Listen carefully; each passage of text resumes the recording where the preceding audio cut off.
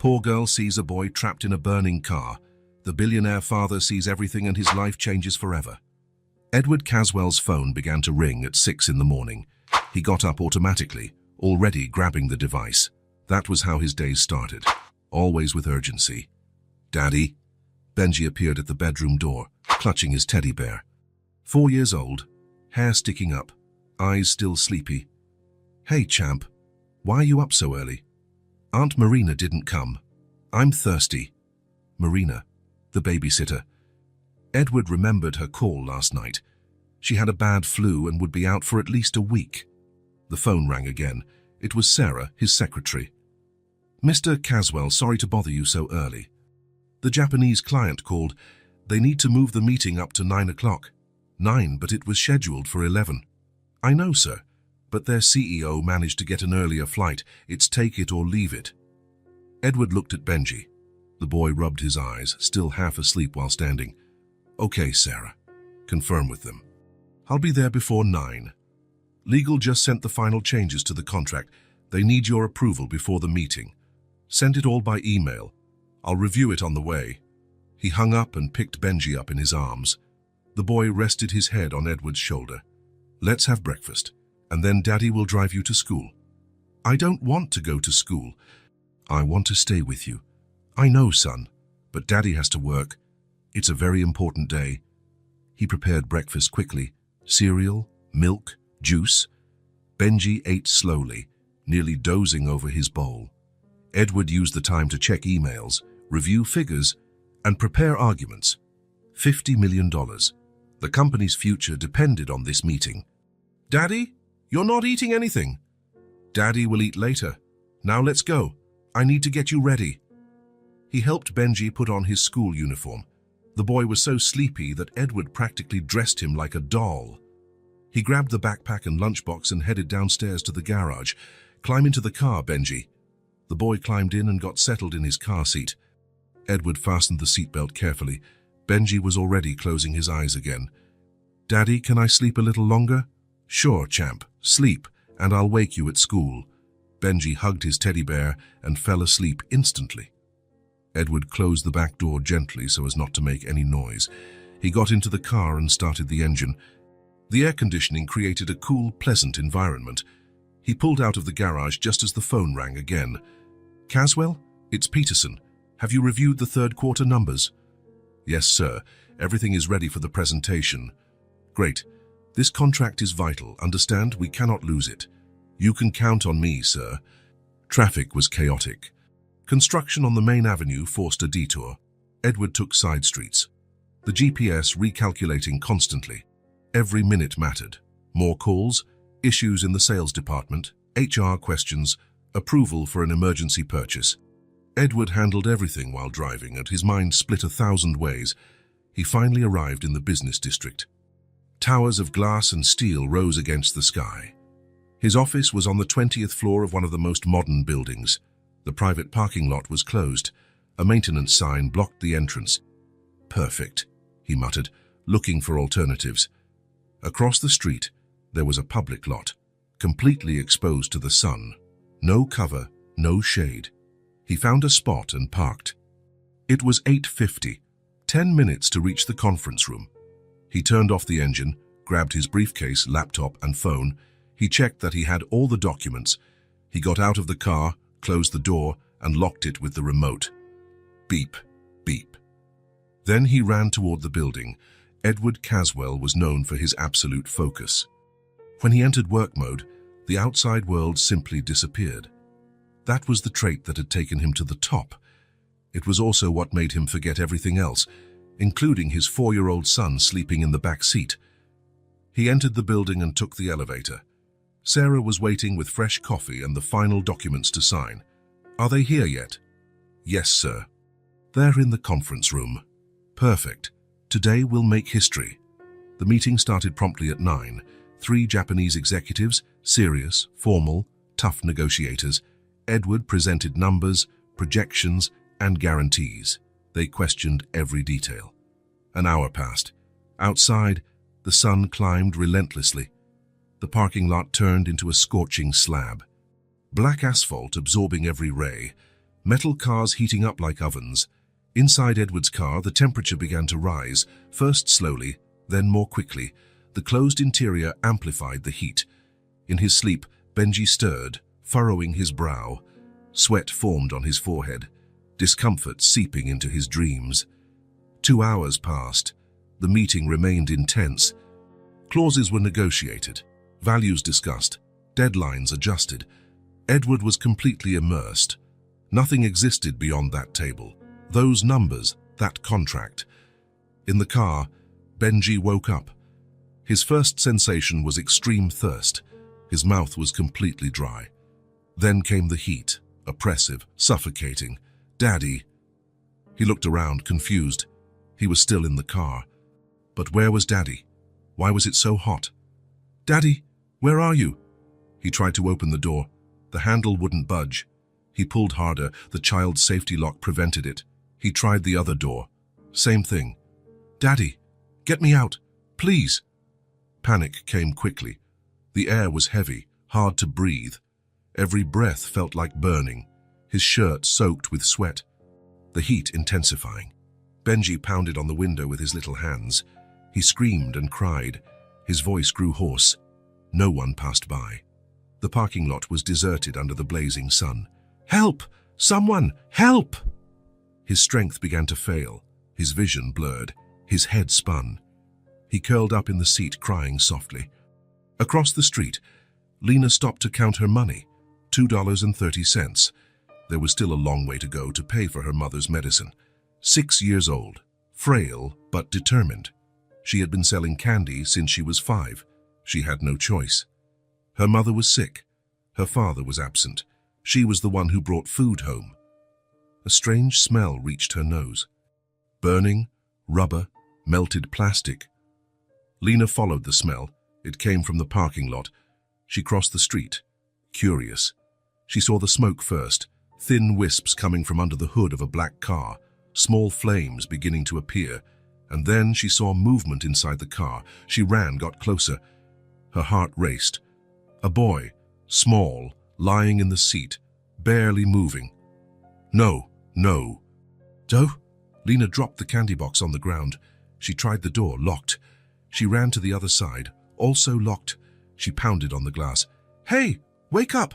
Wake up!" Benji opened his eyes slowly. He saw the girl. He tried to speak, but couldn't. The flames grew, the smoke thickened. There was no time. "Hold on. I'll get you out." Lena frantically searched for something to break the glass. She found a rock, too big for her small hands, too heavy for her child's strength. But there was no choice. She lifted the rock above her head, using all her body weight. She struck the rear window. Crack, the glass cracked, spiderwebbing across the surface. But it still held. Lena hit again. Her arms trembled with effort. Again. On the 20th floor, Edward checked his watch. 11 a.m. "Gentlemen, I believe we have reached an agreement." Formal smiles, handshakes. The $50 million contract was closed. "Sarah, prepare the press release. We just made history." And then, like a punch to the gut, the memory hit. Benji, in the car, alone, for 2 hours, under the sun. "Benji!" Edward knocked over his chair as he stood. He ran out of the room, leaving everyone stunned. He bypassed the elevator, 20 floors. He ran down the stairs like a madman. No, please, God, no. Each step felt like an eternity. Each floor a torture. 2 hours. 2 hours under the sun. How could he forget? How could he? He burst through the building's doors. The midday heat hit him like a wall. He ran to the parking lot. He saw the car, smoke coming from under the hood, small flames, and a girl, small, thin, desperate, pounding on the rear window with a huge rock. Crash! The glass finally gave way. Shards flew everywhere, cutting Lena's arms, hands, and face. She didn't care. She shoved her arm through the hole, cutting herself even more deeply. She unlocked the door.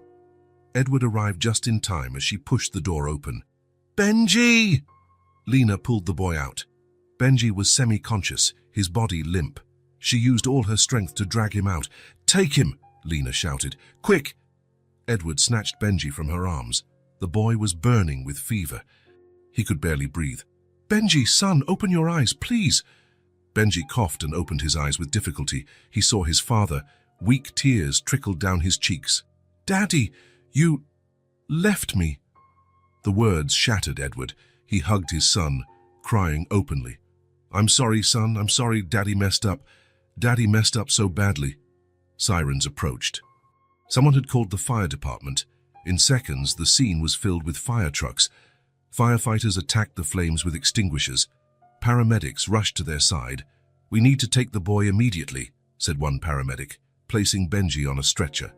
"Severe heat stroke, dehydration. We need IV fluids urgently." Another paramedic went to Lena. She was sitting on the ground looking at her cut arms, blood everywhere. "My God, girl, what did you do?"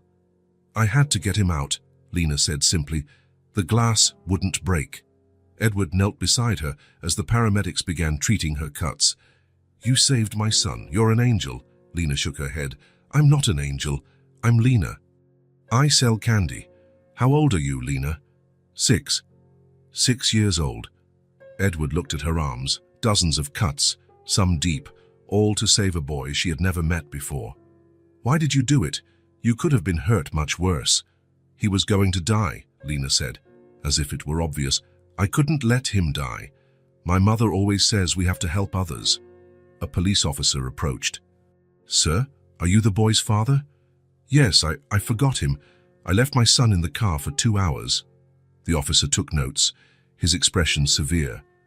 "We'll need a full statement. This is very serious, sir." I know, but please, the girl, Lena, she saved my son. Look at her injuries. She hurt herself to save him." The ambulances were ready. Benji was in one on oxygen and IV fluids. Lena was in the other, paramedics still working on her cuts. "Mr. Caswell," the officer called, "you need to decide which ambulance you'll go in." Edward looked between the two. His son needed him. But that girl... "Can I go with both of them?" "Please." They're heading to the same hospital. "You can go with your son and meet the girl there." Edward climbed into the ambulance with Benji, holding his little hand for the entire ride. The boy was now asleep, the IV fluids already taking effect. "Never again," Edward whispered. "Daddy will never leave you again, I promise." Through the rear window, he saw the other ambulance following. Inside, a 6-year-old heroine who had risked everything for a stranger. The hospital appeared ahead. Edward closed his eyes. The image was etched forever. Lena, bloodied but determined, breaking the glass, saving not just a life, but his soul. Some debts are impossible to repay. But Edward Caswell would spend the rest of his life trying. For Benji, for Lena. For the second chance he didn't deserve, but which a brave child had given him anyway. The ambulance siren cut through traffic like a blade. Edward held Benji's small hand, watching every rise and fall of his chest. The boy slept under light sedatives, his face still red from the extreme heat. But his breathing was stable. "Vital signs are normalizing," said the paramedic, a young woman with a tight ponytail. "His body temperature is coming down. He was very lucky." Lucky, the word felt wrong. It wasn't luck when you nearly killed your own child through negligence. It wasn't luck when a 6-year-old had to risk her life to fix your mistake. "How long was he in the car?" the paramedic asked, adjusting the IV. 2 hours, Edward's voice came out hoarse. "I forgot him for 2 hours." The paramedic said nothing, but Edward saw the judgment in her eyes. He deserved that. He deserved much worse. Through the small ambulance window, he could see the other emergency vehicle right behind. Lena was in there, the girl who had saved Benji, the girl who had broken the glass with her own hands, cutting herself to save a child she had never seen before. "Daddy!" The faint voice made Edward lean over the stretcher. "I'm here, son. Daddy is here." "It's hot." "I know, but it will get better.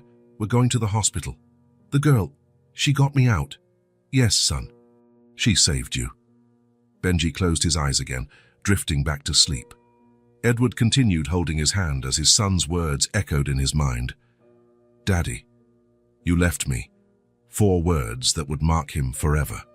The hospital came into view, St. Mary's Children's Hospital, one of the best in the city. Edward closed his eyes. The image imprinted forever. Lena, bloodied but determined, breaking the car window, saving his child, saving his soul. The ambulances stopped simultaneously at the emergency entrance. Edward saw Lena carried out of the other vehicle. Her arms were wrapped in improvised bandages, stained with red. She looked around curiously, as if riding in an ambulance were an adventure. When her eyes met Edward's, she waved with her uninjured hand, a simple gesture that destroyed him even more. After everything, she still cared enough to be kind. "We'll take your son straight to pediatrics," a doctor waiting there informed him. "We need to run a series of tests." Edward followed Benji's stretcher through white, brightly lit corridors. The smell of disinfectant was strong. Nurses and doctors moved with practiced efficiency. Each one knew exactly what to do. Except him. He didn't know how to be a father. He had proved that today. They placed Benji in an observation room. Monitors were hooked up. More IV fluids, blood tests, a chest X-ray to check his lungs. Each procedure added weight to Edward's chest. "Dr. Chen will review the results," said a nurse. "You can stay here with him." Edward sat on the chair next to the bed. Benji looked so small among the white sheets, so vulnerable. How many times had he missed moments like this? How many times had he chosen work over his son? "Mr. Caswell?" Edward looked up. A police officer was at the door, the same one from the parking lot. "We need to talk about the incident." Edward nodded. He knew it was coming. There were laws about child abandonment, consequences. He would accept them all. The officer entered, opening a notepad. "I need you to tell me exactly what happened." Edward recounted every detail. The babysitter's illness, the rescheduled meeting, the rush. How he got out of the car and simply forgot. "You forgot," the officer repeated flatly. "Yes, I was focused on the meeting. 50 million at stake. It felt like the most important thing in the world at the time. And now, Edward looked at Benji. "Now I would give 100 times that amount to go back in time." The officer took more notes. "The girl who saved your son, she said something interesting." Edward waited. "She said she heard him crying. That's what drew her attention. Your son was crying, Mr. Caswell, loudly, for a long time." Each word was a punch. Edward imagined little Benji alone, scared, calling for him, screaming and crying, while he sat in an air-conditioned room negotiating contracts. "Child Protective Services will be notified," the officer continued. "A full investigation will be conducted." "I understand. There may be criminal charges, negligence, abandonment." "I know." The officer folded his notepad. "Your luck today was that the girl acted quickly. Those seconds made the difference between life and death." After the officer left, Edward was left alone with his guilt, a physical, heavy feeling crushing his chest. How had he reached this point? When had work become more important than everything else? He knew the answer. After Clara died, after cancer took his wife, he had buried himself in work. It was easier to deal with numbers than with grief. Easier to close deals than to handle a baby asking about mommy. "I'm sorry, Clara," he whispered. "I messed everything up." "Daddy." Benji was waking up. Edward quickly wiped his eyes. "Hey, champ. How are you feeling?" "Thirsty. I'll call the nurse." "Daddy, why did you leave me?" The question came without accusation, just innocent curiosity. That made it even more devastating. "Daddy made a terrible mistake, son. I was thinking about work and forgot the most important thing." "Is work more important than me?" "No." Edward held his son's face gently. "No, Benji. Nothing is more important than you. Daddy just forgot that for a moment and almost lost you because of it. The girl saved me. Yes, she was very brave. She cut herself. I saw the blood. I know. She got hurt to save you." "Why?" "She didn't even know me." Edward had no answer. How do you explain altruism to a 4-year-old? How do you explain that some people help simply because it's the right thing to do? Some people are special, son. They help others even when it's hard. "Like mommy," Edward's heart tightened. "Yes, like mommy." A nurse entered with water and juice. Benji drank slowly, still weak. The doctor arrived soon after with the test results. "He's stable," Dr. Chen announced. "Moderate dehydration, hypothermia, but nothing we can't handle. We'll keep him under observation for 24 hours. And the girl, Lena, she's being treated in the ER, multiple lacerations, some quite deep. Can I see her?" When they finished the procedures, Edward waited until Benji fell asleep again. Then he went to find Lena. The ER was controlled chaos, stretchers in the corridors, people waiting, the constant beeping of monitors and conversations. Edward asked for her at reception. The girl who arrived by ambulance, cuts on her arms, name Lena. "Room 3B, but only family. She saved my son, please." The receptionist hesitated, then pointed the way. Edward found the room. Lena was sitting on the gurney, legs swinging, watching fascinated as a young doctor stitched a particularly deep cut on her forearm. "Does it hurt?" the doctor asked. "A bit. But it's interesting. It's like sewing, right?" The doctor laughed. "It is. You're very brave. My mother says courage isn't not being scared. It's doing what you have to do even when you are..." Edward knocked on the door. Lena turned and smiled when she saw him. "Hi, is the boy okay?" As always, her first concern was Benji. "Yes, thanks to you." "I'm glad. I was worried. He was crying so much." Her simple words painted the image. Benji crying, alone and scared. Edward swallowed hard. "He was crying a lot," Lena continued, focused on her sutures. "That's how I saw him. I heard him crying first, then I saw the smoke." "Lena, I'm so sorry you got hurt," she shrugged. "It wasn't your fault. The glass was tough, but I had to break it, right? Otherwise, he would have died." So simple for her. Had to break the glass, had to save. No questions, no hesitation, just action. "How many stitches?" 38 so far. Some cuts were really deep. She was lucky not to hit any tendons. "Luck." Again, the wrong word. It wasn't luck, it was sacrifice. "Did it hurt a lot when you broke the glass?" "I don't remember." "I was thinking about him. All I remember is the glass wouldn't break. I had to hit it many times." Edward imagined the scene.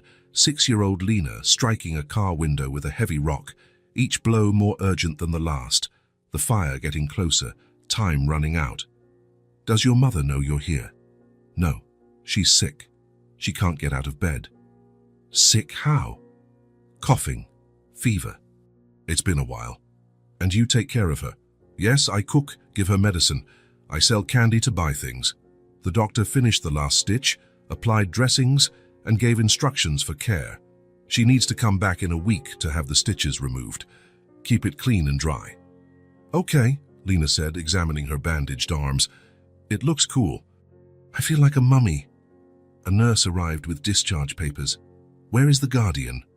"My mother is sick," Lena explained patiently. "She can't come." "But sweetie, you can't leave by yourself. You're a minor." "I came alone. I'm always alone." The nurse looked at Edward, lost. "Are you a relative?" "No." "But..." Edward looked at Lena, 6 years old, alone in the world, caring for a sick mother, selling candy to survive. Yet, when she saw a child in danger, she did not hesitate. "I'll be responsible for her. Sir, we can't release a minor to a non-relative. She saved my son. She got hurt doing it. Please, there must be something we can do.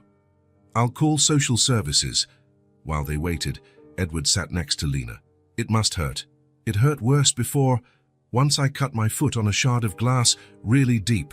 My mother stitched it with ordinary thread at home. That hurt more than this. You didn't go to a hospital. Hospital is expensive. We make do." Edward thought of all the times he had complained about insignificant things. Office air conditioning too cold, coffee not at the right temperature, while a 6-year-old girl had her foot sewn at home by her mother. "How long have you been selling candy?" "Since I was 5, when my mother got sick the first time." "And your father?" "I don't have one. Never did. My mother says it's just the 2 of us against the world." 2 of them against the world, and apparently winning despite everything. The social worker arrived, a middle-aged black woman with glasses hanging around her neck. an expression of someone who had seen too much. "I'm Patricia Williams. I understand we have a situation here." Edward explained everything. The accident, the rescue, Lena's injuries, her mother's illness at home. "And you want to take the child home?" "Yes. She needs to care for her mother, and she needs someone to care for her." Patricia reviewed the papers, looking at Lena, her bandages, and Edward. "This is highly irregular." "But," she sighed, "given the exceptional circumstances, I'll authorize it, with conditions." "What are they?" "You take her straight home. You assess the living conditions. Any sign of neglect or danger, report immediately, and she must return to have her stitches removed. Of course, I'll do everything. More paperwork, more bureaucracy." Edward signed everything. He assumed responsibility, for the first time in his life, a responsibility that did not involve money. "There," Patricia said. "Lena, you can go with Mr. Caswell." "Can I see the boy first?" Lena asked. Edward smiled. Of course she wanted to see Benji. "Let's go." They returned to pediatrics. Benji was awake, eating jelly and watching cartoons. "Benji, look who came to see you." The boy's face lit up. "The brave girl." Lena approached, suddenly shy. "Hi, are you feeling better?" "I am. Strawberry jelly. Want some?" Lena shook her head. "Thanks. I'm glad you're okay." "Is your arm still hurting?" "A little, but it will heal." The two children looked at each other. Two completely different worlds united by a moment of terror and courage. "Thank you for saving me," Benji said solemnly. "You're welcome. You would do the same for me." The certainty in her voice surprised Edward. How could she have such faith in others when life had been so hard for her? "Lena needs to go home," Edward said, "but she'll come back to visit you. Promise." "I promise," Edward replied. They left the hospital. Edward went to get the car. When he returned, Lena was sitting on the curb, counting coins in the palm of her hand. "What are you doing?" "Seeing how much I lost today, I left my candy box in the parking lot. It was my day's earnings." Edward felt another stab of guilt. She had lost her day's livelihood to save Benji. "I'll make up for that." "You don't have to. I'll sell more tomorrow." Lena got into the car, looking around in awe. "It's big and clean." "Where do you live?" "East Side, you know it." Edward knew it by name, the part of the city he avoided, where his employees lived, where the other half existed. "I know where it is." On the drive, Lena pointed out landmarks. The bakery where she sometimes got stale bread, the gas station where she could use the restroom, the park where she sold candy on Sundays. Each place was a story of survival, a geography of poverty Edward had never considered. "Here," she said as they turned onto a narrow street. "Third building." Edward looked. Run-down apartment buildings squeezed together, clothes hanging from windows, children playing in the trash, stray dogs sleeping on the sidewalk. "This is where you live?" "Yes, third floor. The window with the red cloth is ours." Edward parked, locked the car. The contrast with his world was shocking. 30 minutes by car, but it felt like a different planet. "Come on," Lena said. "I'll introduce you to my mother. She'll like you. You seem nice."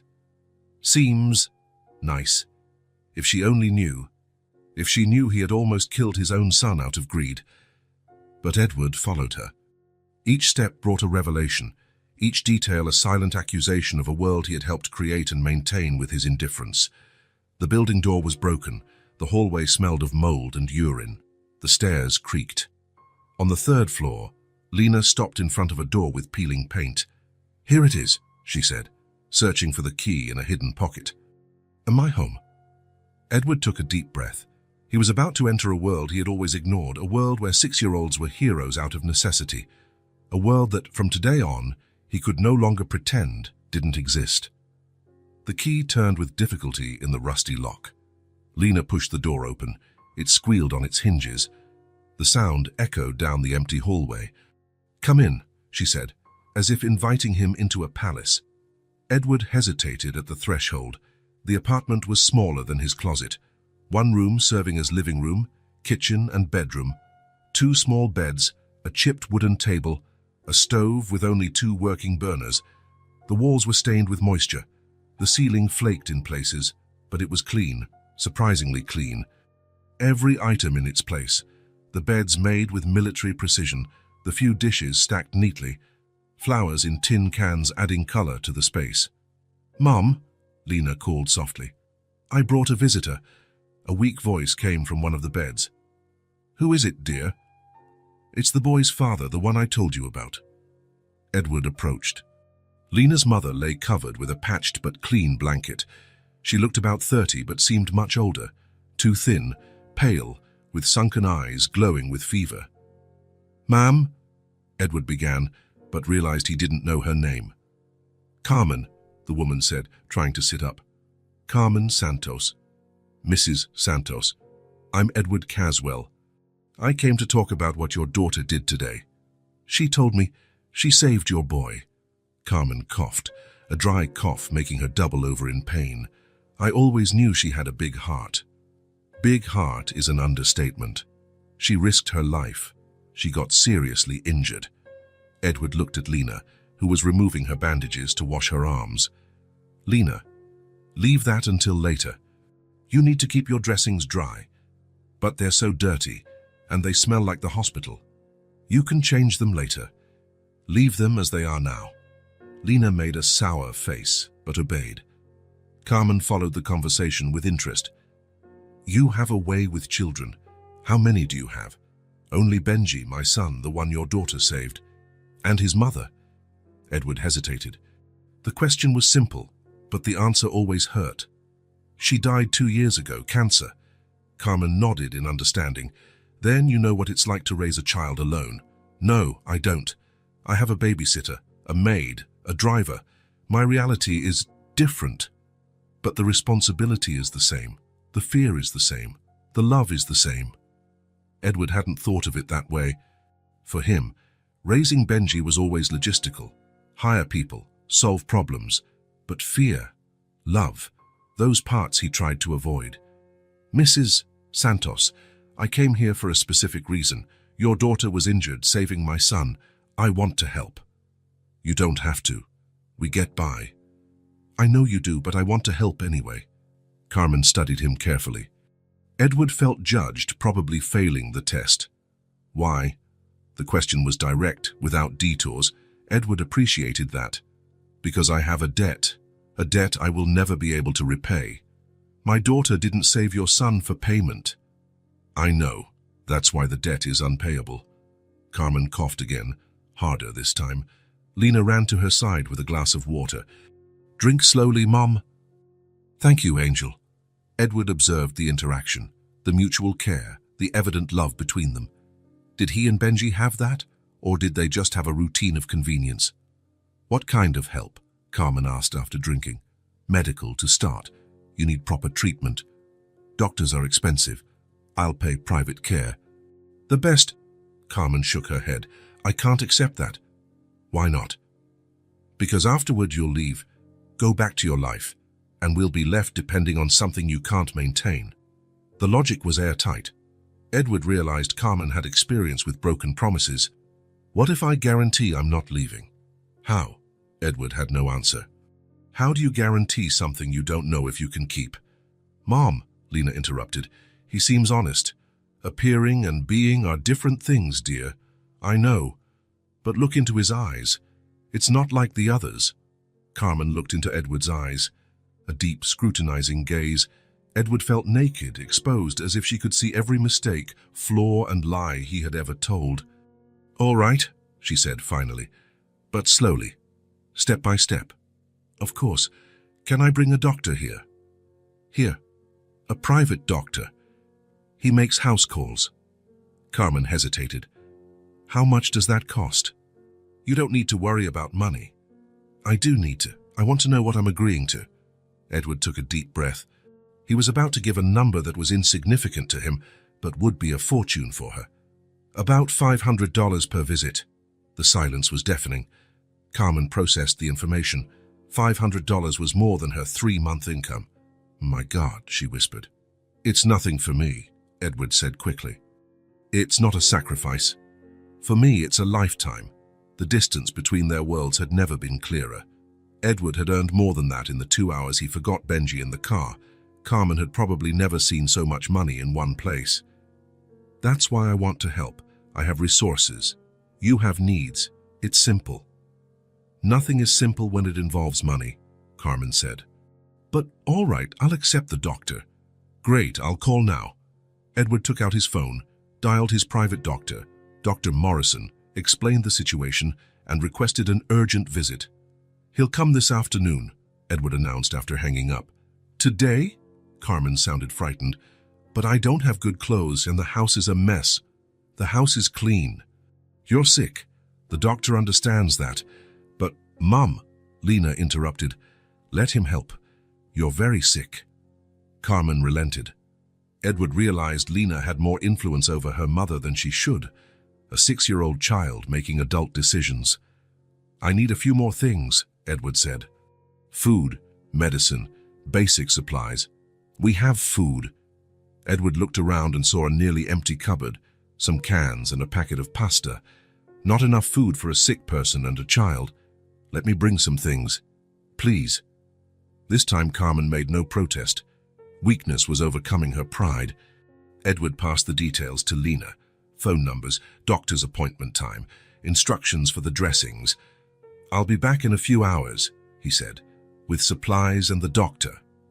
You don't need to come with the doctor, Carmen said. He knows what to do. I want to make sure everything is okay. Carmen nodded. Edward headed for the door, then stopped. Lena, you need to rest.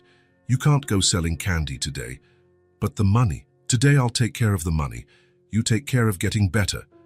Lena made a protesting face, but Carmen cut her off. Listen to him, daughter. Just for today. Edward left the apartment, his head spinning. The poverty he saw was not the romanticized poverty of films. It was raw, real, dignified but desperate. He drove to the nearest supermarket, not the fancy organic place he usually shopped at, but a regular store with normal prices. He filled 2 carts, nutritious food, cleaning products, basic medicine, fruits, vegetables, meat. In line at the register, he calculated in his head, $200, equivalent to a fine dining meal. For Carmen and Lena, it would be food for weeks. He returned to the apartment loaded with bags. Carmen was sleeping. Lena helped him put everything away, her eyes wide in amazement. It's so much, she whispered. It's just basics. For us, it's a lot. Edward understood. Perspective was everything. His basics were there plenty. Dr. Morrison arrived at 4 o'clock. A 60-year-old man with grey hair and a competent air, Edward accompanied him to the apartment. Jesus, the doctor muttered upon seeing the conditions. This is where they live, Edward said simply. Dr. Morrison examined Carmen carefully, asked questions, checked vital signs, and had Lena step out during parts of the exam. Edward and Lena waited in the hallway. Will my mother be okay? Edward asked. She will. She always pulls through. She's strong. How long has she been sick? About 2 months. It started with a little cold, then got worse. And you've cared for her all this time by yourself. Who else would? Her matter-of-fact response broke Edward's heart, a 6-year-old carrying responsibilities most adults couldn't bear. Dr. Morrison emerged from the apartment 20 minutes later. We need to talk, he said to Edward. They went down to the building's hall. Pneumonia, Dr. Morrison said. Advanced, likely caused by an untreated respiratory infection. Is it serious? It's treatable, but she's very weak, malnourished, and her immune system is compromised. What does she need? Antibiotics, absolute rest, proper nutrition, and, he hesitated, and hospitalization would be ideal, at least for a week. Edward thought of Carmen, stubborn, proud. She won't accept that. Then we treat her here. But she will need constant care, someone who understands medication and knows when to call for help. Her daughter is 6. Exactly. It can't be her responsibility. Dr. Morrison prescribed antibiotics, syrups, pain relievers, an extensive list of expensive medications. I'll pick everything up at the pharmacy, Edward said. And who will administer it? Edward hadn't thought about that. Carmen could barely get out of bed. Lena was just a child. I can hire a nurse. Here, in this neighborhood, at night. The doctor was right. No private nurse would come here after dark. So what do we do? Either she goes to the hospital, or someone stays here with them. Edward looked at the dilapidated building, the broken windows, the dark corridors. I will stay. Dr. Morrison looked surprised. Sir, I will stay here and care for them. Do you have medical care experience? No, but I can learn, and someone needs to be here. Doctor. Morrison nodded slowly. All right, I'll teach you the basics. But any worsening, any sign of alarm, you call me immediately. They returned to the apartment. Dr. Morrison explained the diagnosis and treatment to Carmen. She listened silently, processing. Pneumonia, she repeated. Treatable, Dr. Morrison assured. But she must follow the treatment exactly. And if I can't afford the medications? Edward anticipated her question. I already paid for everything. Carmen looked at him. Why? Why are you doing this? Because your daughter saved my son, and because it's right. Carmen closed her eyes. When she opened them, tears were there. Thank you, she whispered. Doctor. Morrison spent another hour explaining medications, schedules, and warning signs. Edward took notes and asked questions. He wanted to be sure he understood. After the doctor left, Edward called home to speak with the nurse at the hospital where Benji was admitted. How is he? He's fine. He ate everything at lunch. He asked for you several times. Tell him Daddy will pick him up tomorrow and that Daddy is learning to be better. He hung up and looked around the apartment. He would spend the night here, on the floor, most likely, caring for two people he had met only hours ago. You didn't have to stay, Carmen said weakly. I had to. Lena cannot care for you alone. She always has. She shouldn't have to. She's a child. Carmen looked at her daughter, who was organizing the new medications. She grew up too fast. All children here grow up too fast, right? Those who have to survive, yes. Edward thought of Benji, protected, spoiled, kept like a baby. Meanwhile, Lena, of the same age, was basically supporting a family. That's going to change, he said. What? Lena will no longer have to worry about survival, at least not on her own. Carmen studied him. You don't know us. You don't know if we are good people. Why do you trust so much? Edward looked at Lena, attentively setting up the supplies like a little adult. Your daughter risked her life for a stranger's child. That tells me everything I need to know about her character, and about yours. Carmen smiled faintly. She got her stubbornness from me. But she got her courage from her father. Where is her father? Carmen closed her eyes. I don't talk about him. Let's just say she's better without him. Edward respected her silence. Every family has its secrets. The afternoon passed slowly. Edward helped Carmen take her medications and make a simple chicken broth. He carefully changed Lena's dressings like a surgeon. At 6, his phone rang. Sarah, his secretary. Mr. Caswell, where are you? We have 3 meetings scheduled for tomorrow and cancel everything. Sir, you heard me. Cancel everything for the week. Reschedule for next week. But sir, the Peterson contract needs... Sarah, I'm dealing with more important things than contracts. More important than 50 million. Edward looked at Lena, reading a tattered children's book to her mother. Much more important. He hung up. For the first time in his life, work was not a priority. When night fell, Edward realized he hadn't brought anything to sleep on. Lena brought an old blanket.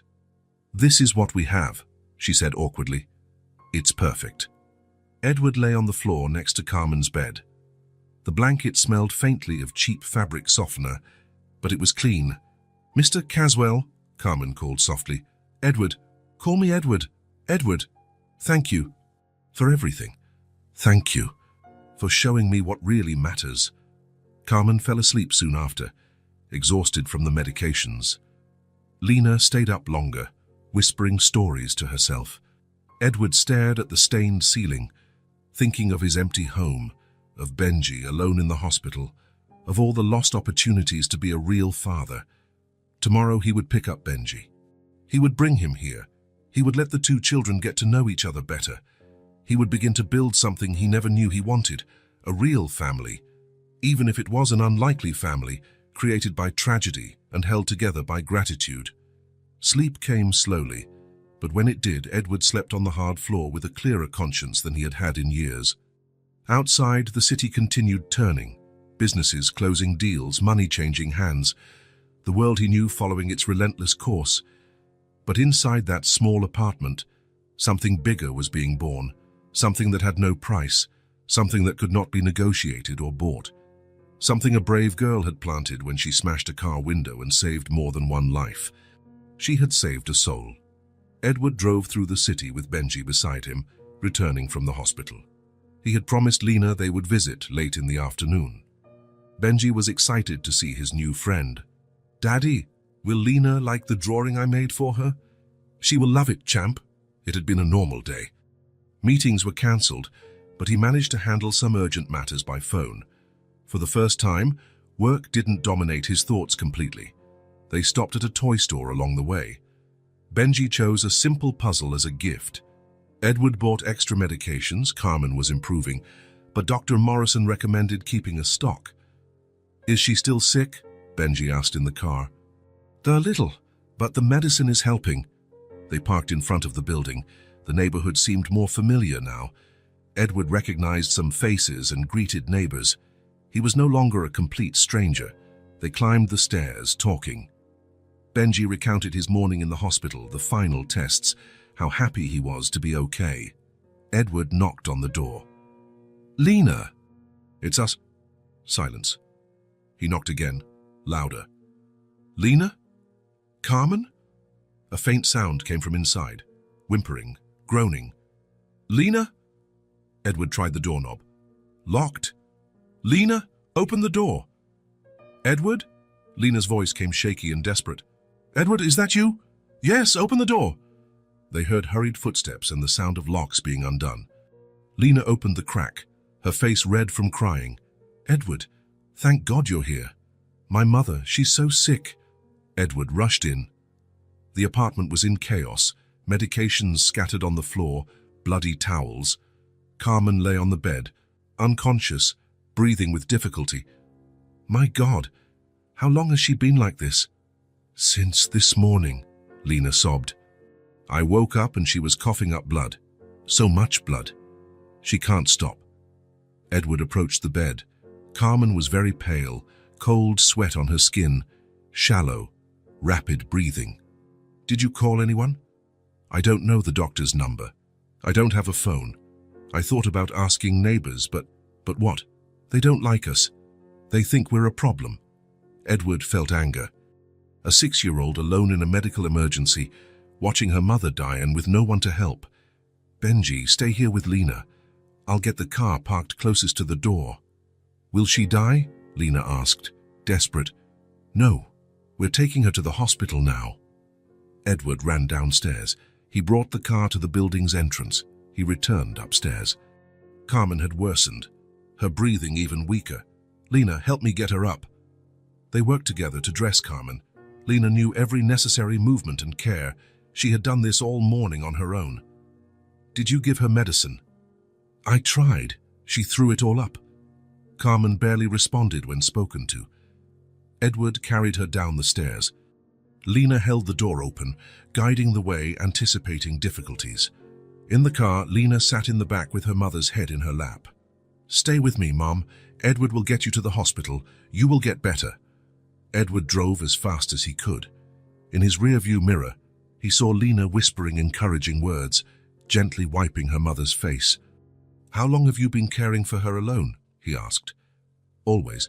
But today was worse, much worse. Why didn't you ask for help earlier?"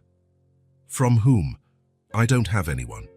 The simple phrase broke Edward's heart, a child facing a medical emergency completely alone.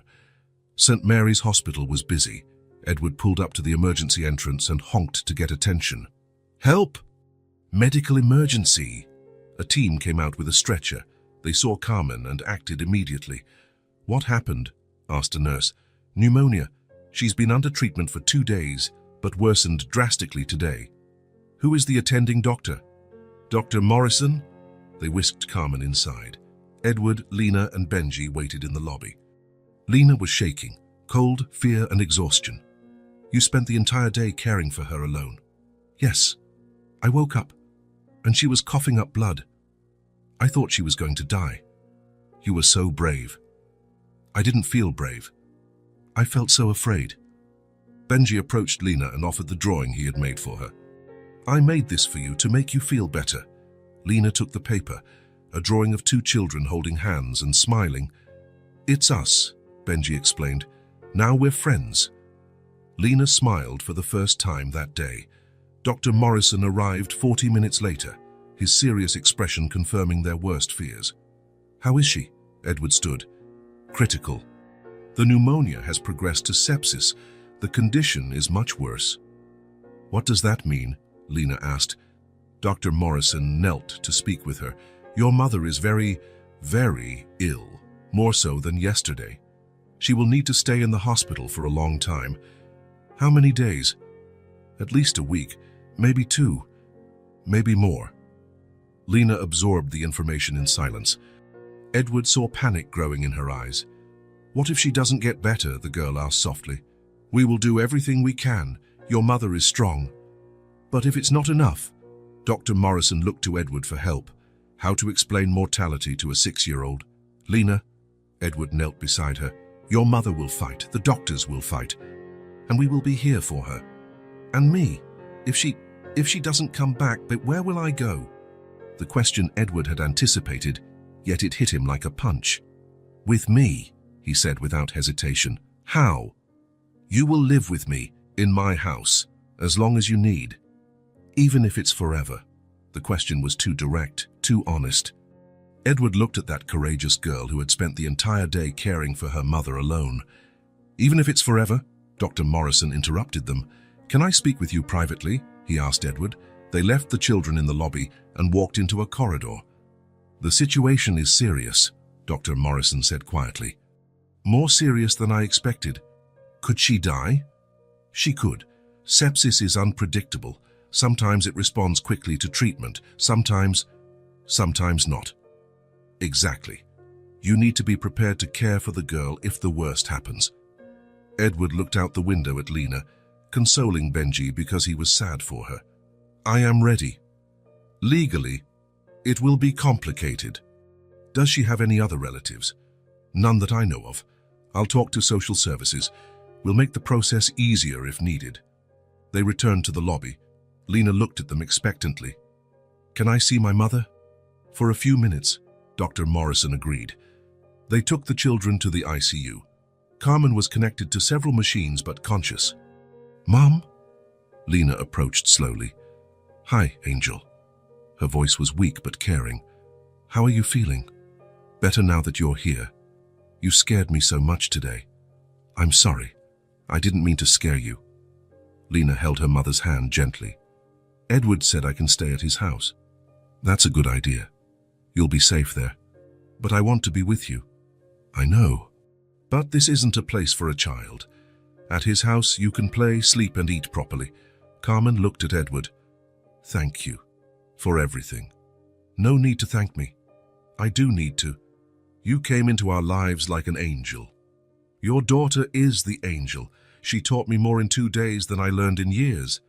They had to leave as visiting hours ended. Lena said goodbye to her mother, promising to return the next day. In the car, the children were quiet.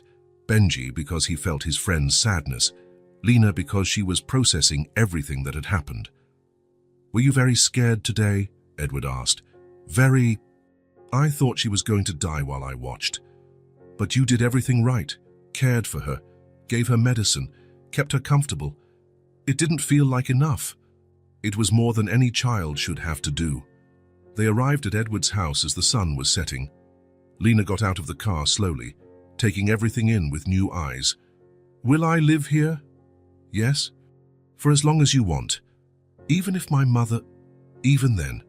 They entered through the front door this time. Edward wanted Lena to feel like a guest, not an emergency. Wow, she whispered, looking at the entryway.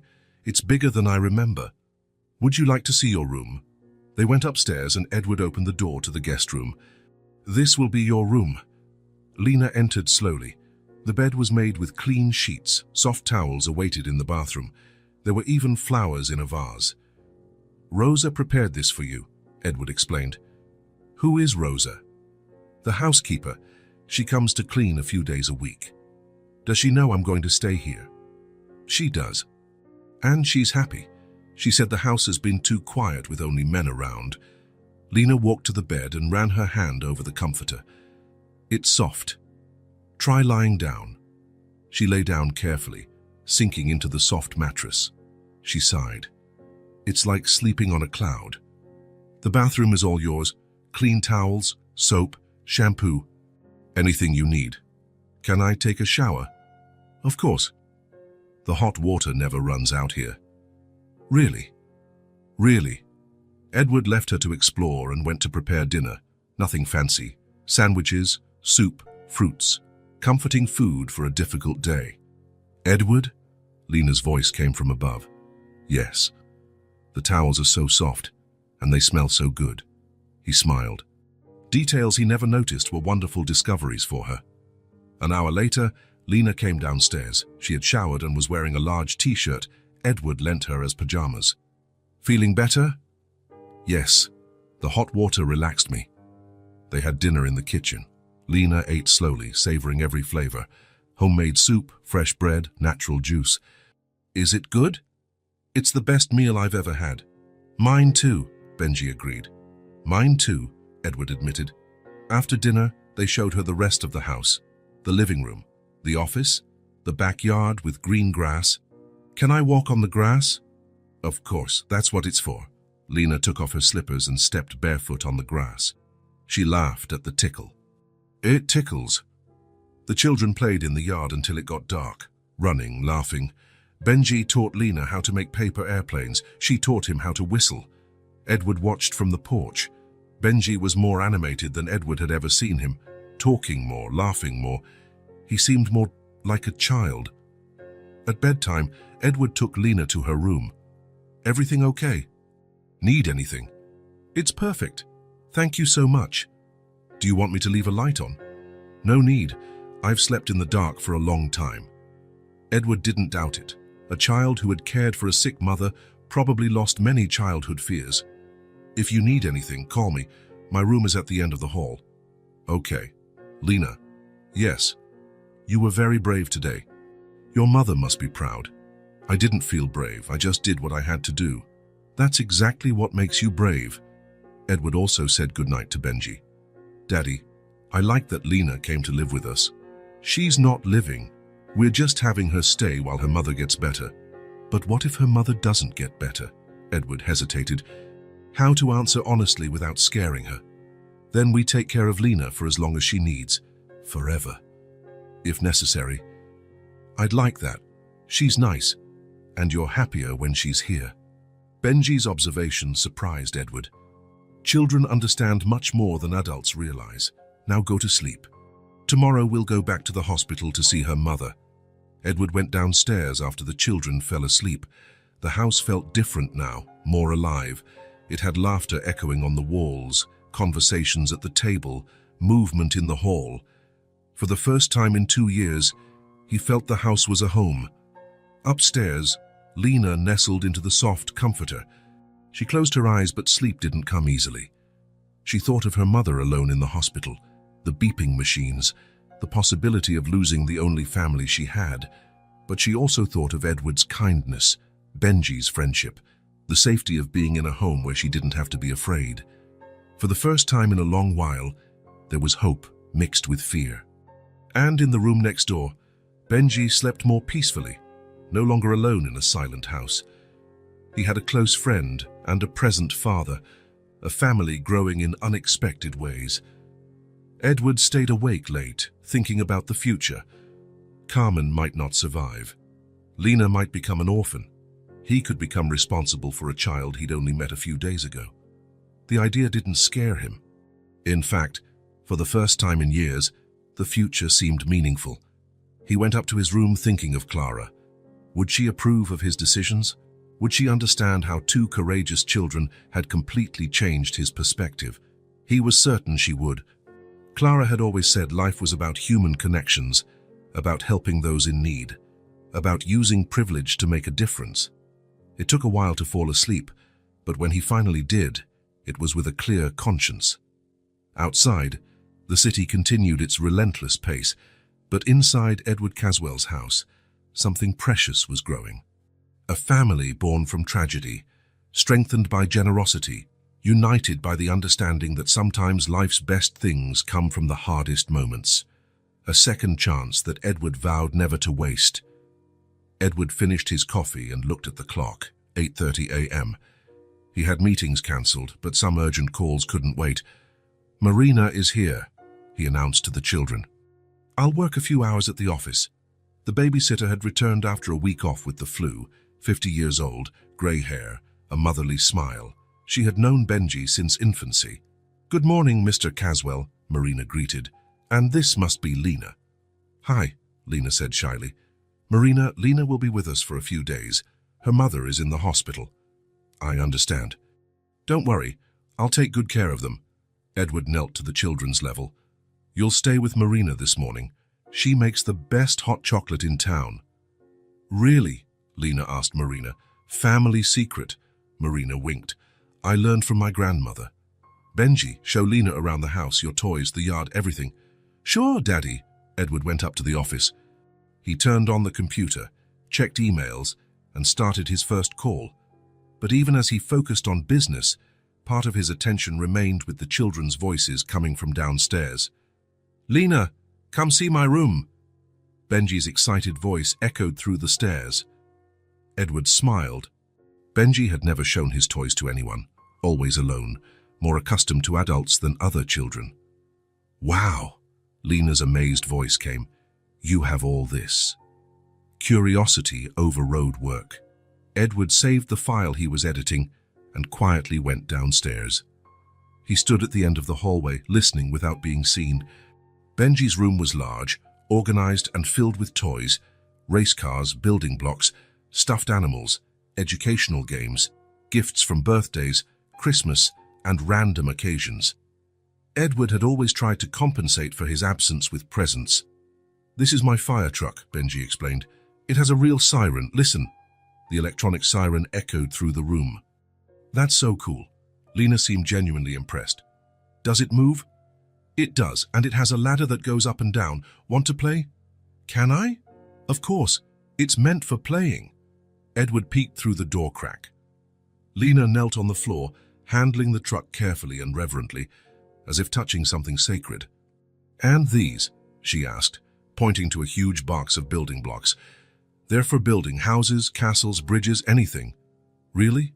Want to try?" Benji opened the box. Hundreds of colorful pieces spilled onto the carpet. For him, it was routine. For Lena, it was like discovering pirate treasure. "Where do I start?"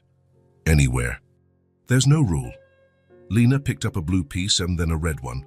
She began to connect them slowly, experimenting. Benji sat beside her, helping, teaching, sharing. "You've never built anything before?" Benji asked. "No. At home, I only have one cloth doll my mother made." "You mean she sewed it?" "Yes, with scraps of fabric. It has no eyes or hair, but I love it." Benji thought about that. "Where is it?" "At home. I forgot it when my mother went to the hospital." "You must miss it."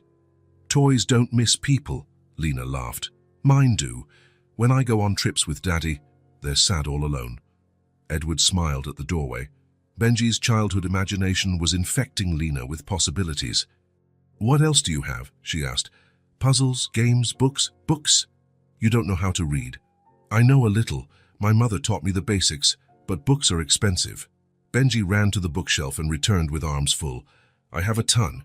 This one is about a boy who flies. This one is about forest animals. This one has moving pictures when you pull tabs." Lena flipped through the books with extreme care. Colorful pages, detailed illustrations, stories she never imagined existed. "Are they all yours?" "All of them." "Wow!" The word came out as a whisper. Edward felt a lump in his throat. How many children in the world never had their own book? How many Benjis existed versus how many Lenas went hungry for stories? Do you want me to read to you? Benji offered. You know how to read. I learned at school.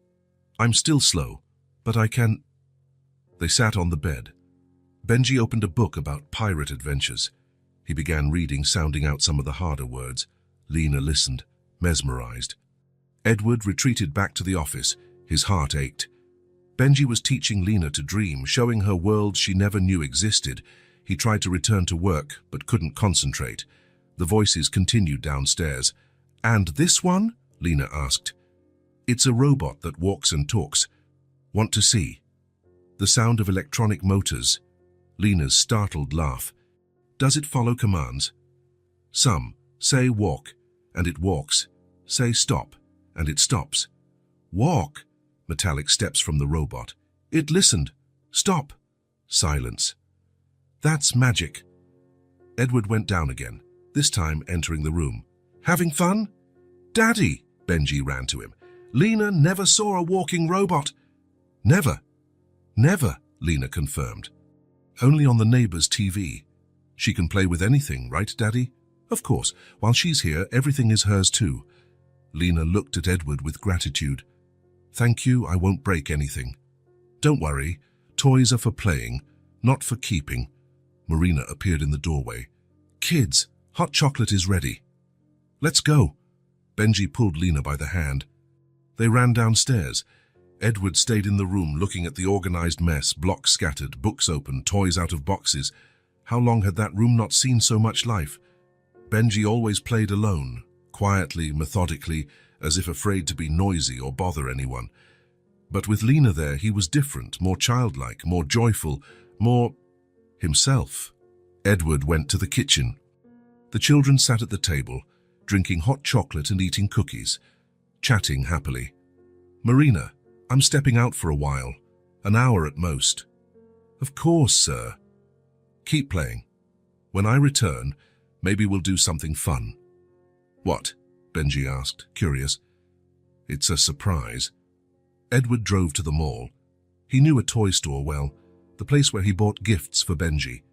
But this time he had a specific mission, a doll. He had never bought a doll. He didn't know where to start. Hundreds on the shelves.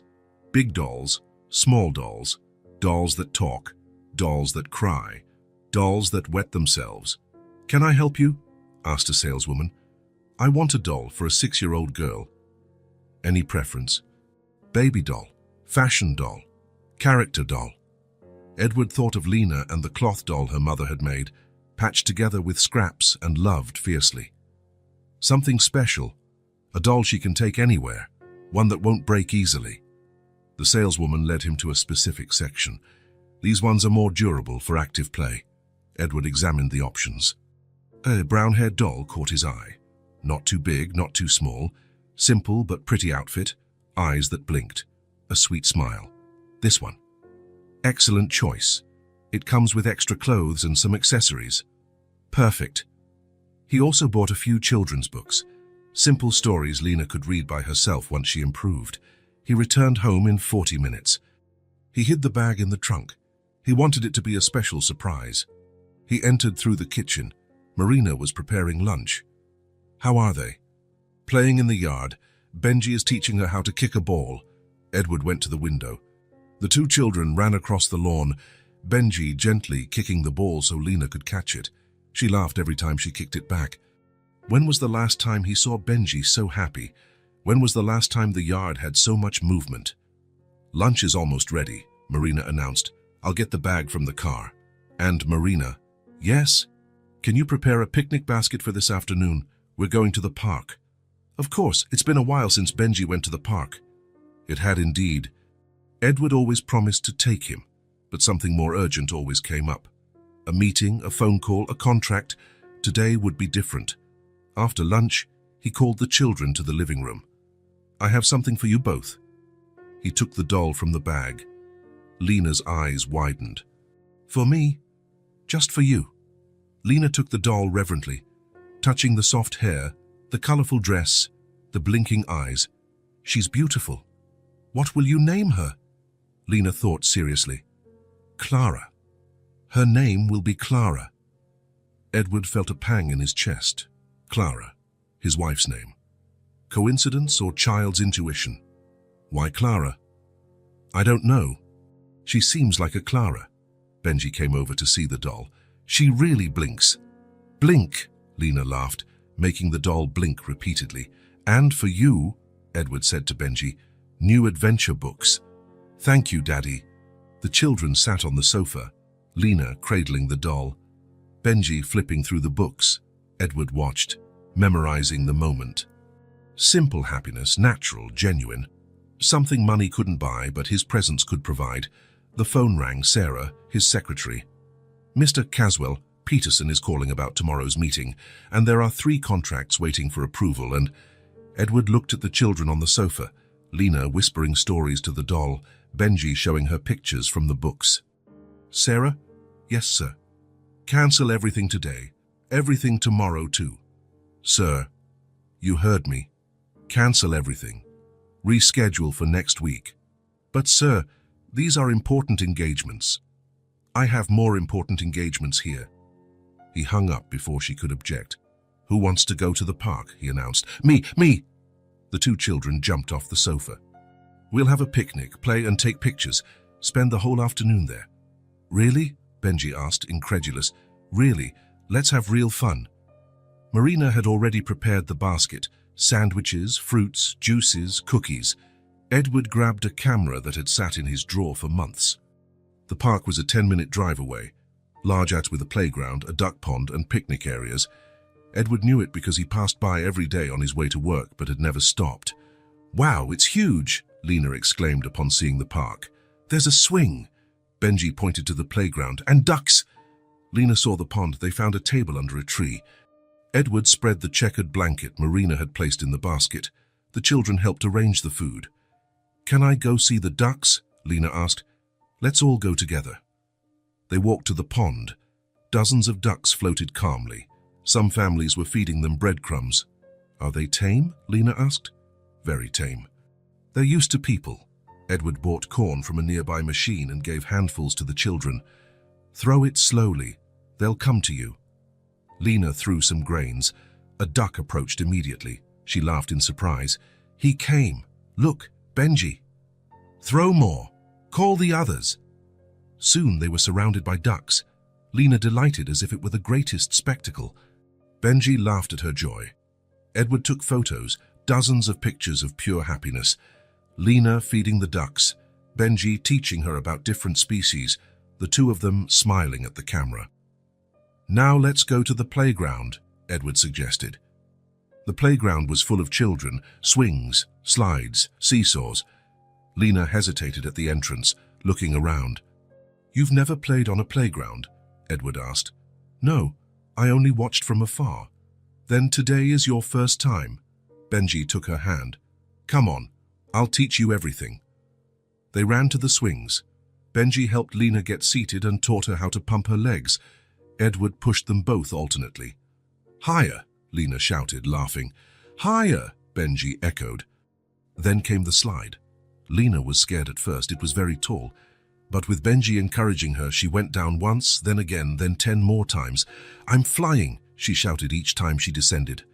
Edward kept photographing every moment, every smile, every discovery. When they tired of the playground, they returned to the table. Marina had prepared perfect sandwiches, ham, cheese, fresh lettuce, cold juice, and still warm cookies. Is it good? Edward asked. This is the best picnic of my life, Lena said. Mine too, Benji agreed. Mine too, Edward admitted. After eating, they played tag on the grass. Edward ran after the children, pretending to be a slow monster. They screamed and laughed, hiding behind trees. Got you, he shouted, lifting Lena into the air.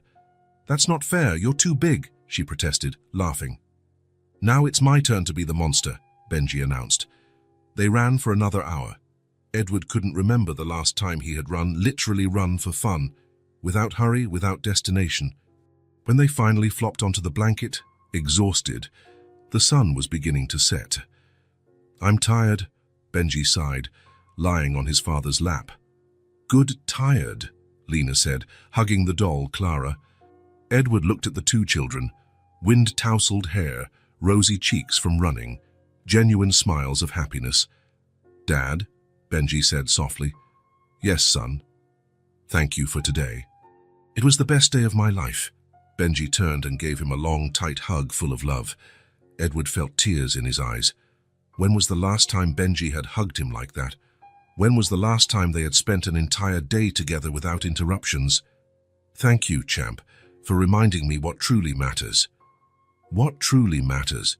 Lena asked. Edward looked at her, then at Benji, then at the pond where ducks floated.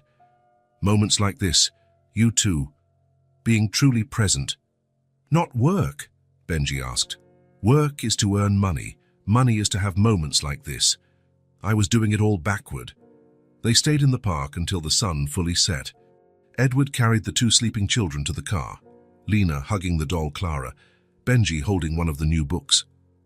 On the drive home, Edward drove slowly. He didn't want the day to end.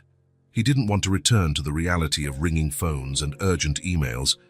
For the first time in years, he had fully lived in the present, without thinking about the next commitment, without checking his phone every 5 minutes, without hurry. Just a father playing with two children who were teaching him how to be human again. At home, he carried the children to their rooms.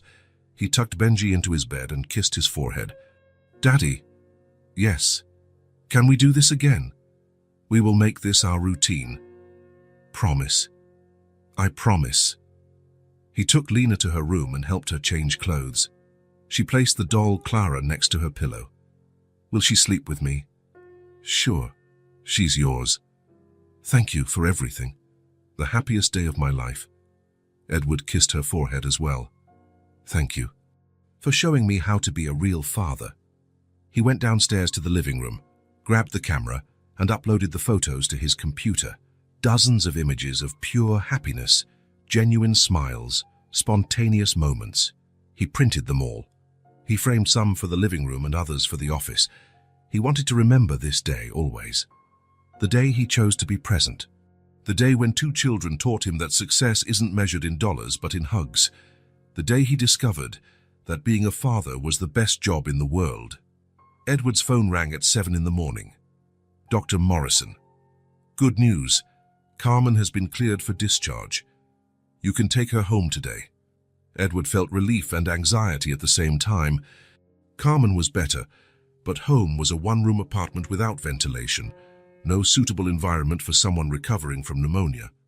Is she fully recovered? Physically, yes, but she needs rest, good nutrition, and a clean environment. No exertion for at least a month. Edward thought of the cramped apartment, tight stairs, shared bathroom. Carmen could not recover properly there. "Dr. Morrison, I have an idea."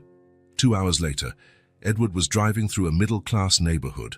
Small but well-kept houses, tree-lined streets, far from the east side, but also far from his mansion. He stopped in front of a single-story house, 2 bedrooms, a living room, a kitchen, a bathroom, and a small grass yard. A simple iron gate and a light yellow facade. It was one of the properties his company had acquired for a cancelled real estate project, vacant for 6 months, but in perfect condition. Edward took out his phone and called the property manager. "Marcus, it's Edward Caswell. I need to furnish the house on Flowers Street, 247 today." "Today, sir?" "Today." Simple but comfortable furniture. 2 beds, a sofa, a dining table, a refrigerator, and a stove. The basics. To rent. To live in. A family is moving in today. "Understood. I'll arrange it." Edward returned home. Lena was anxiously packing her few belongings in a bag. "Am I going to see my mother today?" "You will. And more than that, you two are going to a home. To our old home. To a new home." Lena paused, mid-packing. "What do you mean?" "It's a surprise." They went to pick up Carmen from the hospital. She was dressed, sitting in a chair, still pale but smiling. Lena ran to her. "Mom." "Hi, Angel. How are you?" "I'm good. Edward took care of me." "And look." Lena showed her the doll Clara. "He bought this for me." Carmen looked at Edward gratefully. "You didn't have to." "I did. She deserves it." The doctor gave the final instructions: rest, medication on schedule, Follow up in a week. Carmen signed the discharge papers. Ready to go home? Edward asked. Ready. They left the hospital. Carmen looked puzzled at the direction Edward took. This isn't where I live. I know. Edward drove to Flower Street and stopped in front of the yellow house. Carmen looked confused. Why are we stopping here? Edward got out, approached her, and handed her a bundle of keys. Because we have arrived home. Carmen looked at the keys, then at the house, and then at Edward. I don't understand. This is your new home, yours and Lena's. What do you mean, my home? It's a modest house, but safe and dignified, away from danger, away from dampness, away from problems. Edward, I can't accept this. You can. It's the least you deserve. You deserve peace and autonomy. Lena jumped out of the car and ran to the gate. Can I go in? Carmen still held the keys, stunned. Edward, it's not too much. It's necessary. You need to recover in a healthy environment. Lena needs stability. But I can't afford to. You don't have to pay. The house was empty anyway. I cannot accept charity. It's not charity. It's justice. Your daughter saved my son. This house doesn't make up even 1% of that debt. Carmen looked at Lena, who was standing next to the gate, staring at the house. Mom, can I see inside? Carmen sighed, accepting the keys. All right, let's take a look. They opened the gate and walked through the small garden to the front door. Carmen inserted the key into the lock, turned, and the door opened. Wow, she whispered. The living room was simply furnished, a beige sofa, a coffee table, a small bookshelf, and a mid-sized TV. Everything was new but without extravagance. Lena ran inside. Mom, look how big it is! And it has a real sofa. She ran through the rooms, a kitchen with a fridge and stove and small table, 2 bedrooms with made beds, a private bathroom with a hot shower, simple but well cared for. Is this my room? She shouted from the back of the house. If you want, Carmen replied, still taking it all in. I want it. It has a window to the yard. Edward and Carmen walked to Lena's room, a small but cozy space with a single bed, a wardrobe and a desk. For studying, Edward explained, pointing to the desk. She will study. I will enroll her in a school. I already spoke to the principal. Carmen sat on the bed, emotional. Edward, all this, I don't know how to thank you. Live. Recover, be happy. Lena ran back over. Mum, there's a yard, small, but it's ours. They went outside to see. A yard with grass, a few flowers, and a clothesline area. Simple but cared for. Can I plant things? Lena asked. You can plant whatever you want, Edward said. Tomatoes. I want to plant tomatoes, Carmen laughed. The first time Edward had seen her laugh genuinely. She always wanted plants. In the apartment, there was no space. Here, you can. They went back inside. Carmen explored every corner. A stocked fridge with basics, cabinets with some supplies, cleaning products, clean bedding. Sayu thought of everything. I wanted this to feel like home from day one. Carmen sat on the new sofa, running her hand over the fabric. It's soft, and it smells new. Everything is new, for you two to start from scratch. Lena flopped next to her mother. Do you like it, Mom? I love it, sweetheart. Are we going to live here forever? Carmen looked at Edward. For as long as you want, he said. No rush to go anywhere. And if you get tired of helping us? I won't, he replied. You two are part of my life now. They spent the afternoon settling in. Edward brought the few belongings from the old apartment. Clothes, a few utensils, Lena's cloth doll. Everything fit in one trip. Was that really all we had? Carmen whispered, looking at the 2 bags. That was all, but now we have an entire house, Lena said with optimism. That night, Edward and Benji left. He left mother and daughter to adapt to their new home. Did they like it? Benji asked in the car. They loved it? Will Lena still be my friend? Of course. Now that she has a fixed address, she can visit you anytime. Can I visit her? Always. 3 days later, Carmen called Edward. Would you like to come for dinner? Lena and I want to repay your kindness. You don't need to repay anything. We do. A simple dinner, but made with love. All right. What time? 7. We'll be there. Edward and Benji arrived on time. Carmen opened the door, smiling, looking healthier and stronger. Welcome to our home. The house smelled like homemade cooking. Lena came running. Benji, come see my room all set up. The children disappeared down the halls. Edward followed Carmen into the kitchen. Can I help? Almost everything is ready. The small table was carefully set. A simple tablecloth, mismatched but clean plates, makeshift candles in bottles. It looks lovely, Edward said. I learned to make things pretty with little. Necessity teaches. Dinner was simple but delicious. Roasted chicken, rice, salad and farofa. Home-style flavors Edward hadn't tasted in years. It's wonderful, he complimented. Thank you, it's good to cook in a real kitchen. The children talked about Lena's new school starting next week. Benji promised to introduce her to his classmates. Will you be in the same class? Carmen asked. No, but it's a small school. Everyone knows each other, Edward explained. After dinner, while the children played in the yard, Carmen and Edward sat at the table chatting. You know, Carmen said, Lena always asked about her father. Edward listened attentively. This was the first time she had mentioned the subject. And what did you tell her? I lied. I said he had to travel. Maybe he would come back someday. Why? Carmen sighed deeply. Because the truth was too ugly for a child. Would you like to tell it? We had a good start, you know. He was loving, hard-working, made me laugh. Edward waited for her to continue. Then he started drinking. At first, only on weekends. Then every day.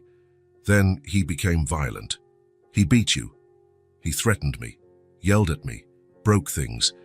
When I found out I was pregnant, I realized I couldn't raise a child in that environment. You ran away. I ran. One night when he was too drunk to notice, I took my things and disappeared. And after that, years later, I heard he was arrested for a bar fight that ended badly. Someone died. Edward felt a chill. Carmen had escaped a future killer. Lena never knew about this. Never. I didn't want her to have that image of her father, so I just said we broke up and he was gone. That was wise. Was it? Sometimes I think I should have told the truth. Why? So she would understand why it was always just the two of us. Why we never had help. Edward watched Lena play with Benji in the yard. Innocent children, unaware of adult tragedies. She'll understand when she's older, if she wants to. Do you think so? I'm sure. She already knows what matters, that you love her and have always been there for her. Carmen discreetly wiped her eyes. You know what else hurts me? What? Lena grew up thinking she wasn't worth it, that she didn't deserve good things, that our life would always be about chasing basics. And now she has a home, a school, a new doll, a real friend. Carmen looked at Edward. A future. She always had a future. She just didn't have opportunity. Is that the same thing? No. A future is about dreaming. Opportunity is about achieving. Carmen smiled. You have a unique way of seeing things. I learned from the two of you, especially from Lena. What did she teach you? That courage has no size, that kindness has no price, that family doesn't need to share blood. The children returned, announcing they had plans for the evening. Benji would spend the night in Lena's room. They would watch a movie and make popcorn. Seems everything is worked out, Edward laughed. Can I really stay? Benji asked. You can, but I will come get you early tomorrow. Promise? I promise. Edward said goodnight at the door. Carmen escorted him to the gate. Edward? Yes. Thank you. For everything, for the house, for listening, for family. Thank you for letting me be a part of it. Edward drove home alone for the first time in days. The house felt too big, too empty, too silent, but not sad, because he knew tomorrow there would be laughter again. Visits, conversations, life. He had discovered that family wasn't about the size of a house or the amount of money. It was about people who care for one another. Carmen and Lena had transformed a small house into a vast home with simplicity, honesty, and love. And he had learned that sometimes life's best things come wrapped in tragedy. Back at the new house, Carmen tucked the two children into bed. They whispered plans for the next day. Mum? Yes, Angel. I love our new home. Me too. And I love Edward and Benji. I do too. They're our special friends. They are indeed very special. Forever? Forever. She turned off the light and closed the door. Carmen sat in the small living room, reflecting on her new life. Simple, clean, human. Exactly how she had always dreamed it could be. Sunday dawned bright and sunny. Edward woke early, excited about the day's plans. There was an important surprise waiting for Lena, something he had been preparing for a week. Benji, wake up. We're going to see Lena and Carmen. Now it's still early, Benji groaned, stretching in bed. Yes, it's early, but today is a special day. Why? You'll find out. Edward showered quickly as Benji got dressed. At breakfast, the boy was curious. What's the surprise? If I tell you, it stops being a surprise. Give me a hint. It has to do with school. Benji's eyes lit up. Lena will go to school with me. Edward smiled but didn't answer. He grabbed a bag hidden in the closet. Inside, neatly folded, were a new school uniform and a colorful lunchbox. They drove to the house on Flowers Street. It was only 8 in the morning, but Edward knew Carmen and Lena always woke early. Habits of those who had spent too long selling candy on the streets. They knocked on the door. Carmen answered, surprised. Edward. Benji. So early. Good morning, Carmen. May we come in? I have something for Lena. Of course. She's in the yard, watering the plants. Edward found Lena tending to small tomato seedlings. She held an improvised watering can, a plastic bottle with holes in the cap. Good morning, gardener. Edward, Benji. She dropped the watering can and ran to them. You came early. I came because I have something very important for you. For me? Edward knelt and handed her the bag. Open it. Lena unwrapped it carefully, first taking out the uniform.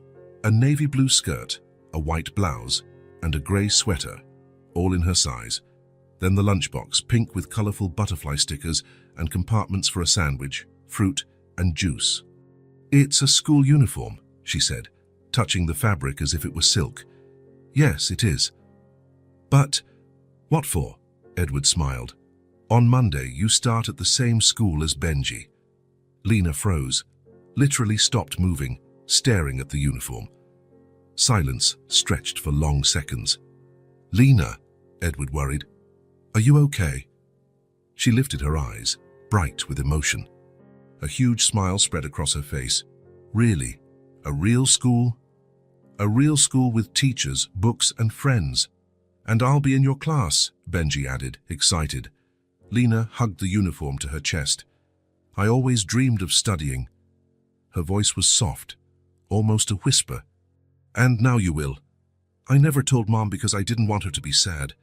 Edward felt his heart clench. Lena protected her mother, even at the cost of her own dreams. Why would she be sad? Because school costs money, and we didn't have money. Edward hugged her gently. You deserve to study, you deserve to dream, you deserve all the good things life can offer. And now you will have all of it.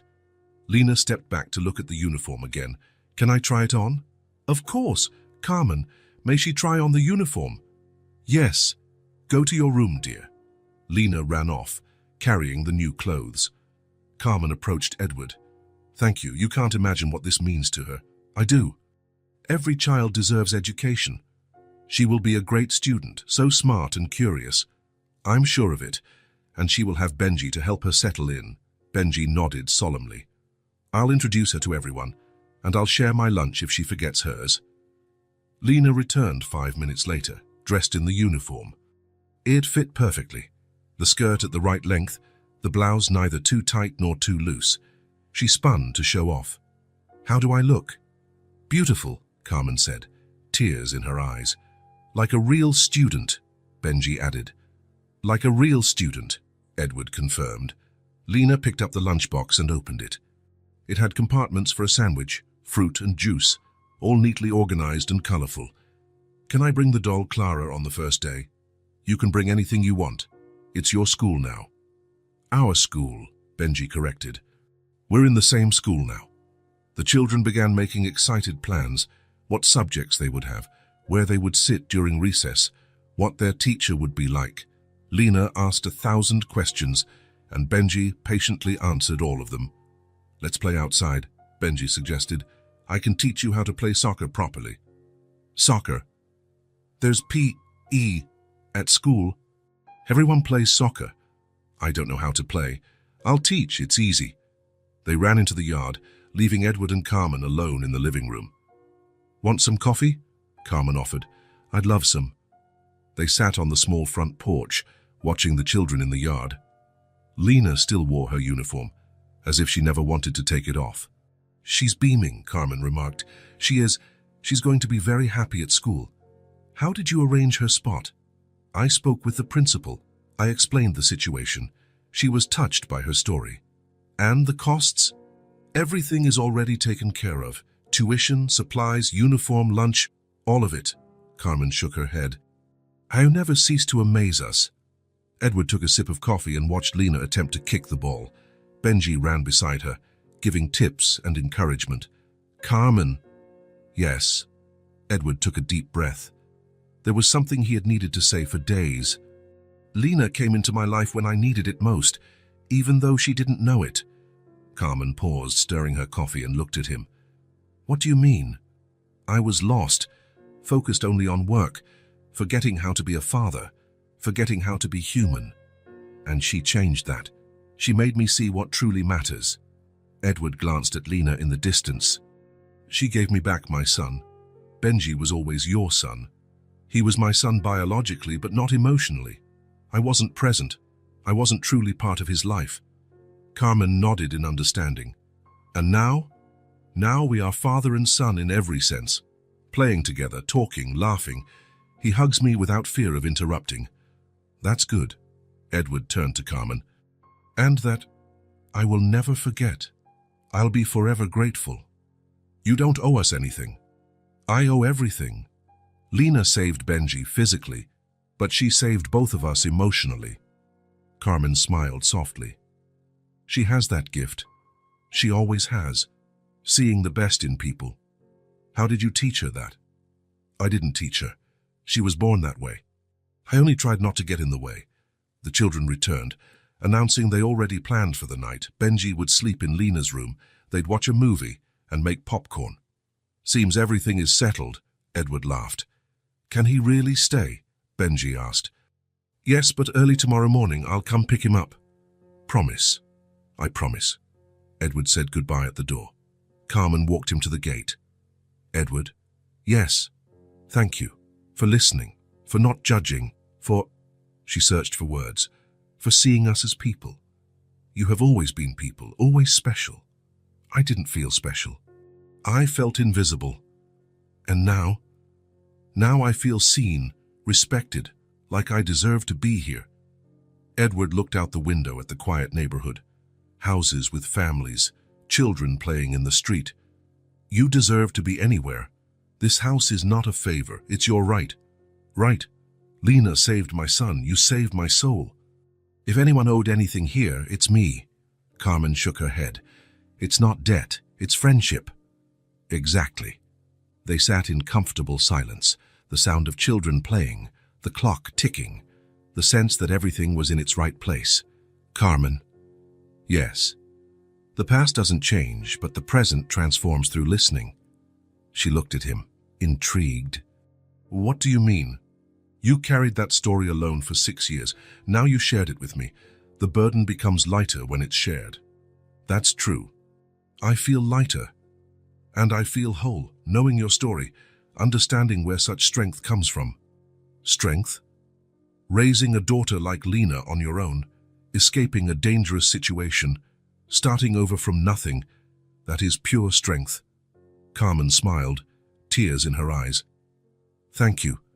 It's been so long since someone saw courage where I only saw survival. They're the same thing. Surviving with dignity is the highest form of courage." The children came back, announcing plans for the night. Benji would stay in Lena's room, and they would watch a movie and make popcorn.